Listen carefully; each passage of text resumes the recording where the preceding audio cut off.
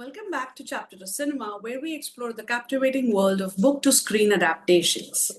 I'm Namrata, your host, and today we are diving into Raazi, the gripping 2018 adaptation of Harinder Sikka's novel calling Sehmat.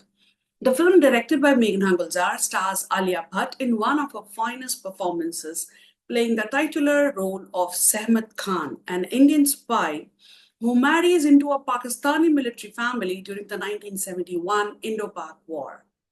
We are going to break down how the film captures, or in some cases, tweaks the essence of the book. And as always, we'll discuss the creative liberties, performances, direction, and of course, whether the adaptation did justice to the original material. Let's kick things off with the performances. Alia Bhatt as Sehmat. Oh, what can I say? She completely immerses herself in the character, balancing Sehmat's vulnerability with her fierce determination. In both the book and the film, Sehmat is a complex character who's thrust into an extraordinary situation. But in the movie, Alia's portrayal brings even more emotional depth to Sehmat, especially in those heart-wrenching moments where she grapples with the toll of espionage. In Calling Sehmat, the character's transformation into a spy is gradual, with a lot of internal conflict. The film does capture some of that to an extent, but the intensity is cranked up through Alia's on screen performance, particularly in scenes where Sehmat has to make life and death decisions. In fact, she does commit murder in both the book and the film, so you can't say the movie sugarcoats that aspect of her character. Vicky Kaushal as Iqbal, Sehmat's husband, adds a lot of nuance to the story. He plays a compassionate, honorable man, an emotional contrast to the conflict brewing between their countries and Sehmat's secret mission. The chemistry between Alia Bhatt and Vicky Kaushal adds an emotional punch to the betrayal that unfolds, making it even more painful to watch. Now, about those creative liberties. While Raazi stays largely faithful to Calling Sehmat, there are some key differences in tone and structure. For instance, the ending, both in the movie and the book, is not wrapped up with a neat bow. In both versions, Sehmat is left with emotional scars haunted by the decisions she made and the people she betrayed and lost. The movie does not soften this. In fact, it ends on a pretty tragic note with Sehmat walking away from the life she once knew, carrying the weight of her actions. In the book, the psychological toll on Sehmat is a bit more deeply explored, but the movie visually conveys that inner conflict, especially in the final scenes. The difference isn't whether the ending is hopeful or how, but how it is framed.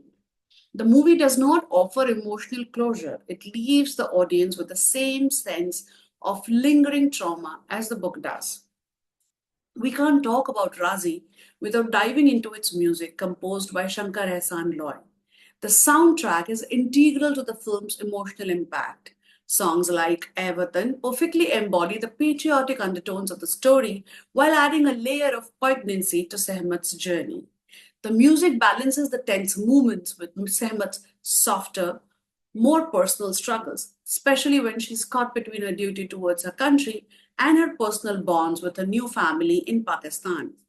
The background score elevates the tension in the espionage sequences, while the songs give voice to Sehmat's internal dilemmas.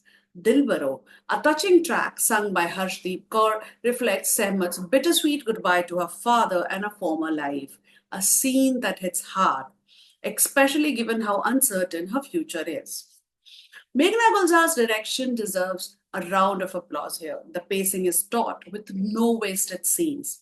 The movie consistently ramps up the tension, keeping you on the edge of your seat, but it also finds moments of stillness to show Sehmat's emotional and psychological battles. The film uses close ups and silences effectively, giving us a window into Sehmat's mindset. Visually, the film captures the essence of espionage well. There's a real sense of dread hanging over the mission. But it also doesn't shy away from the emotional core of the story. The cinematography is crisp yet grounded, reflecting realism of the book. So, what worked in this adaptation? First off, the performances. Alia Bhatt and Vicky Kaushal were brilliant. The music is another highlight, beautifully integrated into the story to add emotional layers to the narrative. Meghna Gulzar's direction keeps the plot tight and suspenseful without losing sight of the emotional toll on Sehmat. Now, coming to what didn't work. Well, for some fans, the psychological depth of Sehmat's character in Calling Sehmat doesn't translate as fully in the film. The book spends more time on Sehmat's inner turmoil, while the movie, given its time constraints, is forced to prioritize action and external conflict over introspection. Additionally, the nuanced political backdrop, which is deeply explored in the book, is somewhat simplified in the film for pacing reasons. All in all, Raazi is a faithful and emotional, powerful adaptation of Calling Sehmat. But like any book to screen translation, it does take some liberties. It may not capture every intricate detail of the book, but it's compelling and moving. A film is powerful in its own right. If you haven't seen the movie or read the book yet, I highly recommend both. The movie is streaming on Amazon Prime. The movie offers different and yet a very impactful version of Sehmat's story, and so does the book. And that's a wrap for today's episode of Chapter to Cinema. We would love to hear your thoughts. Did Raazi do justice to Calling Sehmat?